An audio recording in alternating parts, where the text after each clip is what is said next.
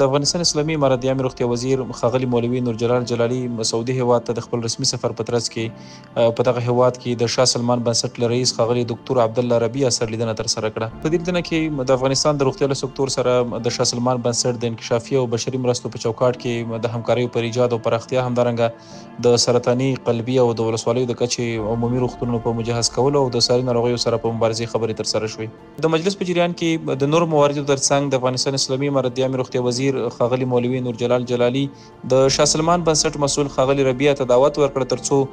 د لا ښې همغږۍ او د هیواد د روغتي سکتور سره د همکارۍ په موخه د سعودي شاهي دولت د روغتیا له وزیر ښاغلي جلاجل سره یو ځای د افغانستان څخه لیدنه ترسره کړه. بل لور ته د شاه سلمان بنسټ مشر ښاغلي ربیع له دعوت څخه په مننې وویل دا به زما لپاره یو ویاړ وي چې افغانستان ته دعوت شم او ژمنه یې وکړه چې د خپلو امکاناتو په چوکاټ کې به د روغتي تجهیزات او همدارنګه د ظرفیت لوړونې او معیاري درملنې او نورو برخو کې به مرسته کوي. همدارنګه نوموړي وویل خوښ به شم چې د افغانستان د روغتي سیستم د لومړیتوبونو په لیست وپوهیږم او دا لیست له موږ سره شریک شي ترڅو وکولی شو چې په آینده کې د دغه لومړیتوبونو په اساس د افغانستان له روغتي سیستم سره مرسته وکړو. د یادونې وړ ده چې د افغانستان اسلامي امارت د عامې روغتیا وزیر ښاغلي مولوي نور جلال جلالي سعودي عربستان ته د خپل سفر په جریان کې له بېلابېلو مسؤلینو سره لیدنې ترسره کړي. د دغه لیدنو موخه دا ده چې موږ وکولی شو د خپلې داخلي بودیجې ترڅنګ او د خپلو امکاناتو ترڅنګ